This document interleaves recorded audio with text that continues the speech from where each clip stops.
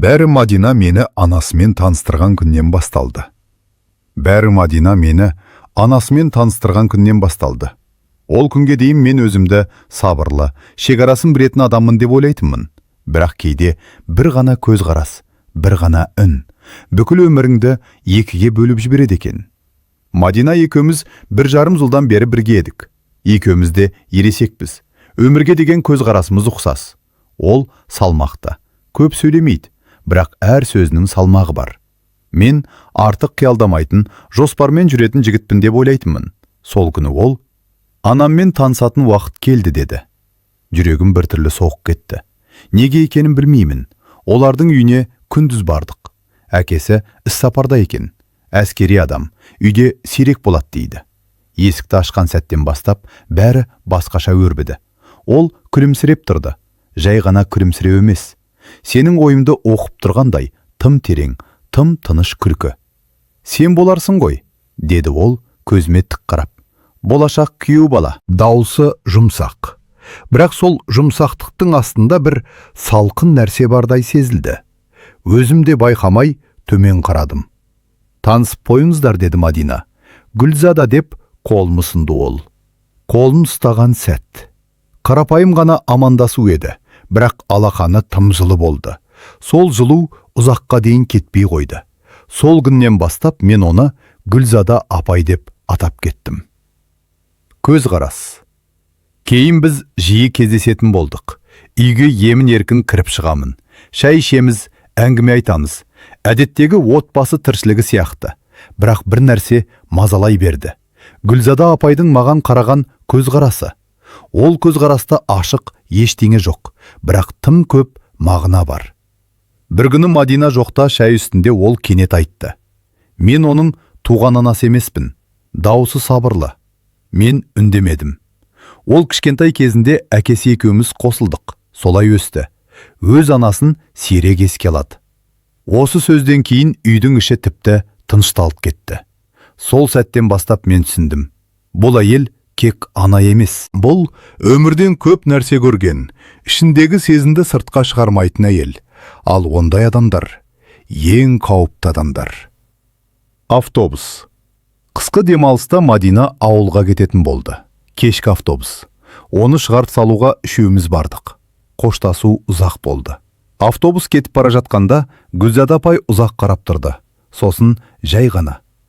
Жүр, бір жерге отырып алайық, деді. Мен бас тартпадым. Бұл бірінші қателігім еді. Кафе. Кішкентай ғана кафе. Жарығы жұмсақ. Музыкасы бәсең. Мен сыртқа шығып келгенше ол тапсырыс беріп қойыпты. Үстелде 2 бокал. Қыз жоқ, күйеу жоқ, деді күлімсіреп. Өмірді кейде осылайда қарсы алу керек. Мен үндемедім, бірақ бокалды көтердім. Әңгіме жүрді. Өмір жайлы, жалғыздық жайлы, айтылмай жүрген сөздер жайлы. Бір сәтте оның күлкісі өзгерді, даусы бәсеңдеді. Көзіндегі салмақ ауырлай түсті. Кейде адамды түсінетін біреу керек, деді ол. Тек тыңдайтын. Сол сәтте мен өзімді жай қонақ емес, тым жақын адамдай сезіндім. Музыка өзгерді. Жай әуен. Билеп қайтайық па, деді ол. Мен тұрдым. Сол бір сәт. Бәрі сол бір вальстен басталды. Қолым оның белінде. Оның қолы менің иығымда. Ара қашықтық тым жақын еді. Тым қауіпті жақын. Мен бір сәтке оның тынысын сездім. Жай ғана тыныс. Бірақ сол тыныс ақылдан бұрын жүрекке жетті. Әуен тоқтағанда екеуміз де үндемедік. Сол сәтте мен білдім. Бұдан кейін бәрі бұрынғыдай болмайды. Үйге кіргендегі тыныштық ең қауіптісі екен. Үйге қайтар жолда екеуміз үндемедік. Көлік ішіндегі тыныштық тым ауыр болды. Радиода қосылмады. Қала шамдары әйнекке сырғып өтіп жатты. Ал менің ішімде бір нәрсе мазасыздана қозғалып тұрды. Бұл жай ғана кеш емес екенін сездім. Бұл артқа қайтуы қиын шекара екенін де білдім. Үйдің алдына тоқтағанда Гүлзада апай бір сәтке отырды да, кілтті сөмкесінен баяу шығарып, Мадина жоқта үй тым бос болады екен, деді. Бұл сөздің ішінде бір өтініш бардай сезілді. Немесе ескерту ме? Оны өзімде түсінбедім. Есікті ашып кірдік. Үнсіздік сөйлей бастағанда. Үй қараңғы. Тек дәліздегі шам ғана жанып тұр. Kurtkalarımızda іліп жатқанда қолымыз тиіп кетті. Қарапайым ғана кездей соқтық, бірақ ол қолын тартып алмады. Сол сәтте уақыт баяулап кеткендей болды. Адам кейде дәл осындай секундтарда бәрін түсінеді екен. «Шай қояйын ба?» деді ол. Мен басымды изедім. Ас үйде су қайнағанша, екеуміз де өз ойымызбен әлек болдық. Қасықтың сыңғыры, шайнектің дыбысы, бәрі тым анық естіліп тұрды. «Сен?» деді ол кенет. «Сен жақсы жігітсің». Бұл сөз неге сонша ауыр тиді білмеймін. «Мадина бақытты болады», деді тағы. Мен үндемедім. Шындыққа жақын сөздер, шайды ішіп отырғанда ол бір сәт терезеге қарап тұрып қалды. Сыртта қар баяу жауып тұр. «Кейде әйел адамға тек ана болу аздық етеді», деді ол жай ғана. «Бірақ оны ешкім түсінбейді». Дауысы дірілдеді. Жылаған жоқ. Бірақ жыламау одан да ауыр екен. Мен орнымнан тұрдым. «Кеш болды, мен...» деп бастадым. «Қал», деді ол. Қысқа ғана, бірақ анық. Мен тоқтадым. Қауіпті жақындық. Бөлмеде тағы да үнсіздік. Бірақ бұл жолы ол басқа еді. Бұл шешімге жақын үнсіздік. Ол маған қарады. Ұзақ. Бір сөзсіз. Сол көзқараста бәрі бар еді. Жылдар бойы айтылмаған сезім, жалғыздық, және бір сәтке болса да тірі болуға деген мұқтаждық. Мен бір қадам жасадым. Ол кейін шегінген жоқ. Екеуміздің арамызда бірақ дем қалды. «Дұрыс емес екенін білемін», деді ол сыбырлап. «Бірақ кейде адам дұрыс нәрсеге емес, шын нәрсеге мұқтажтаж болады». Мен жауап бермедім. Өйткені дәл сол сәтте сөздің бәрі артық еді. Таң алдында. Түн қалай өткенін нақты айта алмаймын. Уақыт жоғалып кеткендей болды. Кек таң алдында ғана өз-өзіме келдім. Керезеден бозарып таң атып келе жатыр. Гүлзада апай үнсіз отыр екен. Шай қиып отыр. «Бұл туралы Мадина білмейді», деді ол. «Және білмеуі керек». Мен басымды изедім. Бұл келісім емес еді. Бұл ауыр жүк еді. Ішкі күрес. Кейінгі күндері мен өзімді жоғалтып алдым. Мадинамен кездесемін, бірақ ойым басқа. Оның үйінің жанынан өтсем, жүрегім қысылып кетеді. Ал Гүлзада апай, ол бұрынғыдай сабырлы, ештеңе болмағандай, тек кейде көзіміз түйісіп қалғанда, бәрі қайтадан тіріліп кететіндей. Мен сол кезде түсіндім. Бұл оқиға аяқталған жоқ. Ол енді басталды ғана. Екі әлемнің ортасында қалғанымды кеш түсіндім. Ол түннен кейін өмірім екіге бөлінді. Бірі күндізгі, бәріне таныс, қалыпты әлем. Екіншісі, ішімде ғана өмір сүретін, ешкімге айтуға болмайтын әлем. Ең қиыны, екеуінде де бірдей адам болып қалуға тырысу еді. Күндізгі бейне Мадинамен кездесулер бұрынғыдай жалғасып жатты. Ол ештеңеден күдіктенбеді. Күлетін, жоспар құратын, болашақ жайлы айтатын. Ал мен оның көзінен қашатын болдым. «Сен өзгеріп кеткенсің», деді бірде. «Бір нәрсе мазалай ма?» «Жұмыс», дедім қысқа ғана. Өтірік айту қиын емес екен. Өтіріктен кейін өзіңе қарау қиын екен. Үйге бару. Мен олардың үйіне бармауға тырыстым. Бірақ кейде жағдай өз алып келетін. Бірде Мадина дүкенге кеткенде мен үйде жалғыз қалдым. Ас үйде біреу жүргендей болды. Гүлзада апай. Бәрі бұрынғыдай, сабырлы, жинақы. Кек көз қарасы, сол баяғыдай терең. «Қорықпа», деді ол. «Мен сенен ештеңе күтпеймін». Бұл сөз жеңілдету үшін айтылғандай еді. Бірақ керісінше ішімді ауырлатып жіберді. Бірақ болған нәрсе жоққа шықпайды деп қосты ол. Мен жауап таппадым. Жақындықтың жаңа түрі.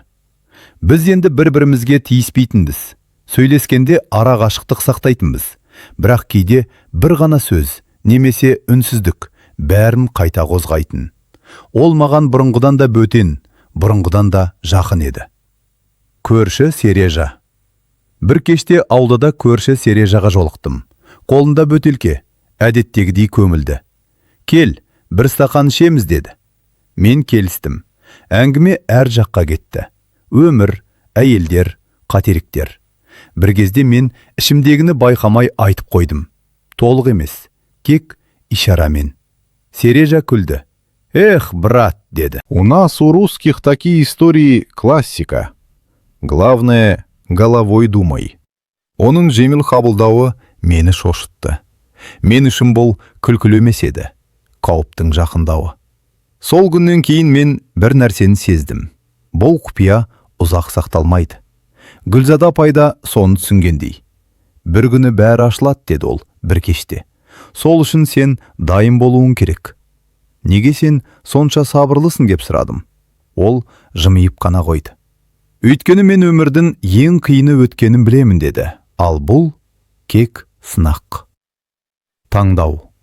Сол түні мен ұйықтай алмадым. Бір жақта Мадина, таза, сенгіш, болашаққа сенетін. Екінші жақта Гүлзада апай. Өмірді көрген, үнсіздігімен ақ бәрін айтатын. Ал ортасында мен. Қай жолды таңдасам да, біреуге ауыр тиетіні анық еді. Сол кезде мен бір нәрсені түсіндім. Кейде адам қателікті бір рет жасамайды. Ол қателікті үнсіз жалғастырады. Бір ауыз сөз бәрін өзгертетінін білметтін. Көктем жақындап қалған. Ауа жылынғанымен менің ішімдегі салқындық кетпеді. Соңғы күндері Гүлзада апаймен де, Мадинамен де сөйлесу ауырлай түсті. Әр сөз абайлап айтылған. Әр көзқарас жасырым мағынаға толы. Бір кеште Мадина маған күтпеген сұрақ қойды. Сен ананнан қашқақтайсың ба, деді. Мен бір сәтке тоқтап қалдым. Неге олай дейсің, дедім. Сезілет, деді ол, жай ғана. Бұрын сен үйге қуана келетін едің. Мен жауап таба алмадым. Ана мен қыз сол күні олар екеуі ас үйде ұзақ сөйлесті. Мен бөлмеде отырдым. Дауыстары анық естілмейді. Тек кейде үн көтеріліп, қайта бәсендейді. Кенет тыныштық орнады. Сол тыныштық. Дауыс пен сөзден де қауіп, деді. Гүлзада апай бөлмеден шықты. Көзі қызарып тұр. Бірақ жылаған жоқ. Сен кетсең болады, деді маған. Бүгін осымен бітсін. Бұл өтініш емес еді. Бұл шешім еді. Соңғы әңгіме кетер алдында ол дәлізде тоқтатты. Бір нәрсені біл, деді. Мен ешқашан қызымның бақытын қиратқым келген жоқ. Онда неге, деп бастадым. Ол басын шайқады. Өмір кейде адамнан рұқсат сұрамайды, деді. Тек сынайды. Сол сөздер мені ұзақ уақыт мазалады. Құпия ашылмады. Бірақ келесі күндері бәрі сырттай қалыпқа келгендей болды. Мадина бұрынғыдай.